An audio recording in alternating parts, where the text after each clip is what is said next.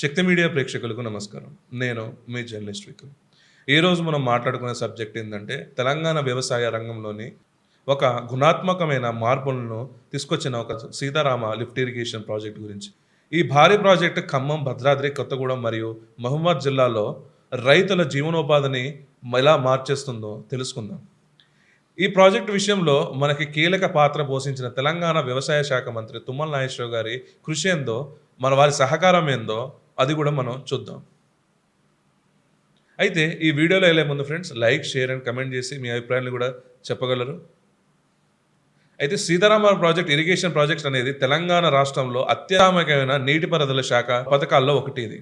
ఎందుకంటే గోదావరి నదిలో ఇది 67 టీఎంసీల నీటిని తీసి ఖమ్మం మరియు కొత్తగూడెం, మహబూబాబాద్ జిల్లాలో ఉన్న దాదాపు 6.7 లక్షల ఎకరాలను సాగునీరు ద్వారా అందించడం జరుగుతుంది. ఈ ప్రాజెక్టు యొక్క ప్రధాన లక్ష్యం ఏంటంటే ఫ్రెండ్స్, ఈ ప్రాజెక్టు దుమ్మగూడెం ఆనకట్ట 200 మీటర్ల దిగువ నిర్మితం అవుతుంది. ప్రాజెక్టు 2 దశల్లో అమలు చేయబడుతుంది. మొదటి దశలో వచ్చేసరికి 2.72 లక్షలు హెక్టార్లకు కొత్త ఆనకట్టు మరియు 1.39 లక్షల హెక్టార్లు నవీకరణ జరుగుతుంది. అలాగే 320 మెగావాట్ల విద్యుత్ ఉత్పత్తి సామర్థ్యం కలిగిన 8 బల్క్ టన్స్ యూనిట్లతో హైడ్రో ఎలక్ట్రిసిటీ పవర్ ప్లాంట్ కూడా ఈ ప్రాజెక్టులో భాగం. ఈ ప్రాజెక్టు ద్వారా వేంసూర్, కూస్మంచి, పాలేరు, అన్నారం మరియు మరికొన్ని మండలాల్లోని రైతులు సాగునీరు అందుతుంది. ఇది అంతేగాక వైరా రిజర్వాయర్కు 9 కిలోమీటర్ల కాలువలో ఉన్న నిర్మాణం ద్వారా 12 మండలాలకి తాగునీరు కూడా అందించబడుతుంది. ఈ కాలువ నిర్మాణానికి దాదాపు 100 కోట్లు కేటాయించబడింది మరియు దీని పనులు 2024 మార్చిలో ప్రారంభమయ్యాయి. తుమ్మల నాగేశ్వరరావు గారు వచ్చేసరికి ఖమ్మం జిల్లాకి చెందిన సీనియర్ రాజకీయ నాయకులు.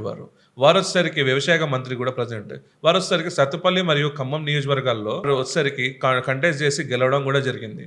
వారి గురించి చెప్పాలంటే ఈరోజు భద్రాచలం యొక్క కరకట్ట ఏదైతే ఉందో, అప్పుడు నారా చంద్రబాబు నాయుడు గారి సీఎంగా ఉన్నప్పుడు వీరు అప్పుడు అక్కడ కరకట్ట నిర్మించడం జరిగింది. ఆంధ్రప్రదేశ్ మరియు తెలంగాణ ప్రభుత్వాల్లో వివిధ మంత్రుల పదవులు వీరు నిర్వహించారు. వీరు వచ్చేసరికి మన ఏ గవర్నమెంట్లో ఉన్న వీరు టీఆర్ఎస్ పార్టీలో ఉన్నా, ఇప్పుడు కాంగ్రెస్ పార్టీలో ఉన్నా, అప్పుడు టీడీపీలో ఉన్నా వీరికి మంత్రి పదవులు అనేది అలంకరణ ప్రియంగానే మనం చెప్పుకోవచ్చు. ఎందుకంటే వారు దాంట్లో చాలా కష్టపడతారు. ఏ డిపార్ట్మెంట్ ఇచ్చినా కష్టపడతారు అనే నైజం అని చెప్పేసి, అజాత శత్రువు అని చెప్పేసి పొలిటికల్ సర్కిల్స్లో ఒక చర్చ.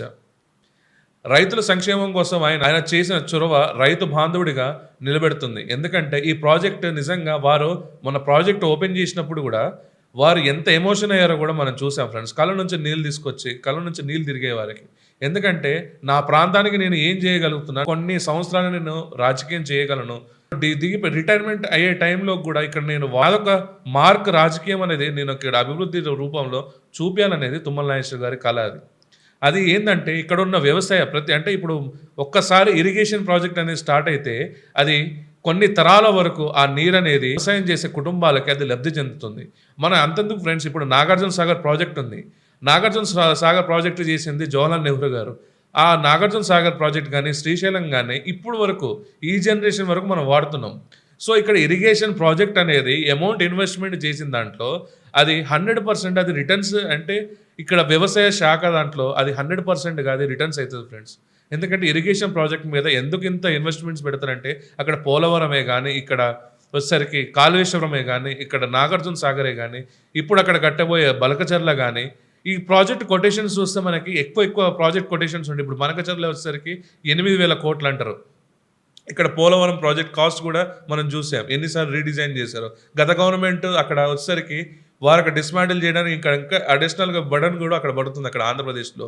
ఇప్పుడు కాళేశ్వరం చూసాం, 1,00,000 కోట్లు అనేది ఒక ఎస్టిమేషన్ అది. ఎందుకంటే అక్కడ ఎన్ని టీఎంసీ నీళ్లు వారు అక్కడ పవర్ హౌస్ చేస్తున్నారో అది కూడా మనం చూసుకోవాలి. సో అది ఫ్యూచర్ జనరేషన్స్కి ఇంప్లిమెంట్ అవుతుంది. కాబట్టి ఈ రాజకీయ విమర్శలు, ప్రతి విమర్శలు పక్కన పెడితే ఇరిగేషన్ ప్రాజెక్ట్ మీద ఇన్వెస్ట్మెంట్ చేస్తే అది కొన్ని జనరేషన్ ఆఫ్ పీపుల్కి సరికి అది ఒక ఇన్వెస్ట్మెంట్ కిందనే మనం అనుకోవచ్చు. ఎందుకంటే అగ్రికల్చర్ సెక్టర్ మరియు ఇంకొకటి అక్కడ టర్బైన్స్ వరకు రిలీజ్ అయ్యే హైడ్రో ఎనర్జీ కానీ, అండ్ ఇంకొకటి వచ్చేసరికి అక్కడ ఏదైతే మనం తాగునీరు రెండింటికి అది యూజ్ అవుతుంది. 1.5 లక్షల ఎకరాలకి మనం సాగునీరు అనుకున్నాం, కానీ అక్కడ 12 వైరా కింద ఉన్న 12 మండలాలకి అది వచ్చేసరికి తాగునీరు కింద యూజ్ అవుతుంది. ఇది ఎందుకంటే ఫ్రెండ్స్, గోదావరి నీటిని కృష్ణాలో వచ్చేసరికి అనుసంధానం చేయడానికి ఈ ప్రాజెక్ట్ అనేది తుమ్మల నాగేశ్వర గారి కళ అని చెప్పేసి ఇక్కడ మనం చెప్పుకోవచ్చు. సో ఇక్కడ తుమ్మల నాగేశ్వరరావు గారు ఎన్ని విమర్శలు వచ్చినా ఏ హరీష్ రావు ఇప్పుడు గత గవర్నమెంట్ ఉన్నోళ్ళు ఇది మేము స్టార్ట్ చేస్తే ఎవరు స్టార్ట్ చేయడం అని కాదు, ఎవరి హయాంలో అది కంప్లీట్ అవుతుంది అనేది ముఖ్య ఉద్దేశం అక్కడ. సో ఇక్కడ కృష్ణానదిని అనుసంధానం చేయడాంట్లో ఇక్కడ తుమ్మల నాగేశ్వరరావు గారు గత గవర్నమెంట్ ఏదైతే ఉందో కేసీఆర్ గారు వీరందరూ ఇక్కడ సహకారంతోనే వాళ్ళందరూ సహకారం ఉన్నప్పటికే ఇక్కడ ఈ ప్రాజెక్ట్ అనేది కంప్లీట్ అవుతుంది. కానీ ఇక్కడికి వచ్చేసరికి వారు ఈ ప్రాజెక్టు ఎందుకు ఇక్కడ బెనిఫిషియరీ చేయకపోయారంటే లాస్ట్ టైంలో వచ్చేసరికి ఇక్కడ కొన్ని మండలాలకి ఏదైతే ల్యాండ్ గ్రాబింగ్ చేస్తారో వాళ్ళకి అక్కడ యూనిట్స్కి ప్రైజ్ ఇవ్వలేదని చెప్పేసి కొంతమంది రైతులు కూడా అక్కడ ఇబ్బంది పడుతున్నారు ఏది లాస్ట్ గవర్నమెంట్లో. కానీ ఇప్పుడు ఈ గవర్నమెంట్ వచ్చేసరికి ఇక్కడ సెటిల్ డౌన్ చేద్దామనే ఒక ప్లాన్తోనే తుమ్మల నాగేశ్వరరావు గారు చాలా వరకు ఈ ప్రాజెక్ట్ 2026 వరకు ఇది కంప్లీట్ చేద్దామని చెప్పేసి తుమ్మల నాగేశ్వరరావు గారు ఒక ప్రెస్టేజ్ ఇష్యూగా తీసుకున్నారు. ఎందుకంటే ఇప్పుడు వచ్చేసరికి ఇప్పుడు నీళ్ళు ఇస్తే 2026 వరకు మనకి నీళ్ళు వచ్చింది అనుకోండి, ఇంకా 2 years ఆఫ్ వాళ్ళు ఇప్పుడు అంటే వాళ్ళు 3 సంవత్సరాల్లోనే ఈ ఇరిగేషన్ అనేది కంప్లీట్ చేసుకుంటే వాళ్ళు వ్యవసాయ శాఖ మంత్రిగా అండ్ ఇరిగేషన్ మంత్రిగా ఉన్న ఉత్తమ్ కుమార్ రెడ్డి గారికి ఇది ఒక మరి ఇక్కడ ఉన్న రెవెన్యూ శాఖ మంత్రి పొంగులేటి శ్రీనివాస్ రెడ్డి గారికి వీరికి వచ్చేసరికి ఒక ప్రెస్టీజియస్ మూమెంట్ అనేసి మనం చెప్పుకోవచ్చు.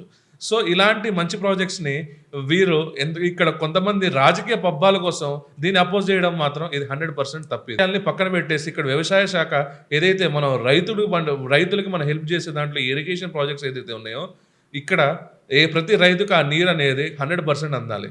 సో ఇక్కడ భద్రాచలం ఎక్కడ, ఇక్కడ పాలేరు ఎక్కడ, మైబాద్ ఎక్కడ, ఇక్కడ చూసుకుంటూ పోతే ఫ్రెండ్స్ ఇదంతా సినారియో అనేది తుమ్మల నాగేశ్వరరావు గారు వారు చేస్తున్న దాంట్లో ఒక సీతారాముల్ని మునుగకుండా అక్కడ కరకట్ట కట్టిర్రు. ఇక్కడ రైతులకు వచ్చేసరికి ఆదుకోవడానికి ఒక హనుమంతుడిలా ఒక భగీరథుడిలా ఇక్కడ వీరు వచ్చేసరికి సీతారామ ప్రాజెక్ట్ అనేది సీతారాముల ఆశీస్సులతో ఇక్కడ 2026 వరకు తీసుకొస్తారనేసి మనం ఆశిద్దాం ఫ్రెండ్స్. సో మీరేమనుకుంటారు? ఇరిగేషన్ ప్రాజెక్ట్స్ మీద ఇన్వెస్ట్మెంట్ అనేది ఫ్యూచర్ ఇన్వెస్ట్మెంట్ కింద మనం అనుకోవచ్చేది. సో ఇది రాజకీయ విమర్శలు పక్కన పెట్టేసి ఈ ప్రాజెక్ట్ని సీఎం రేవంత్ రెడ్డి గారు కూడా ఏదైతే సెటిల్మెంట్స్ ఇంకా సీతారామ ప్రాజెక్ట్ కింద ఏదైతే కామపల్లి మండలం అక్కడ ఉన్న వేంసూర్ మండలాల్లో ఇంకా సెటిల్మెంట్స్ రావాల్సిన ఉన్న కొన్ని ఫీల్డ్స్ ఉన్నాయి, కొన్ని యూనిట్స్ ఉన్నాయి, వారికి కూడా ఆ సెటిల్మెంట్స్ ఇచ్చేసి రైతులకు కూడా మీరు ఆదుకోవాలి, వారి యూనిట్స్కు తగ్గట్టు వారికి ప్రైజ్ ఇచ్చేస్తే వారు చాలా హ్యాపీగా ఉంటారు రేవంత్ రెడ్డి గారు. సో వాళ్ళకి ఆ యూనిట్స్కి వారికి ఆ ప్రైజ్ ఇచ్చేయండి. దాని తర్వాత ఇక్కడ సీతారామ ప్రాజెక్టు 26 మీరు చెప్తున్నారు కదా, 26 వరకు మీరు కంప్లీట్ చేస్తే ఇక్కడ ఖమ్మం, కొత్తగూడెం, మైబాద్ జిల్లాలో ఉన్న కొన్ని లక్షల ఎకరాలు ఇక్కడ సాగునీరుకి, కొన్ని వైరా కింద ఉన్న కొన్ని మండలాలకి ఇక్కడ తాగునీరుగా అది పనిచేస్తుంది.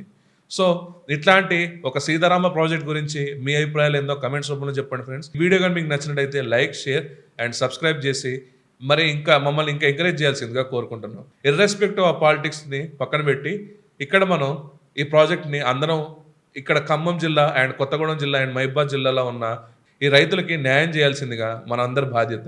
సో దీన్ని అపోజ్ చేయకుండా, దీన్ని పొలిటికల్ రంగం పులమకుండా చూడాలని చెప్పేసి మా యొక్క విజ్ఞప్తి. జై హింద్, జై భారత్.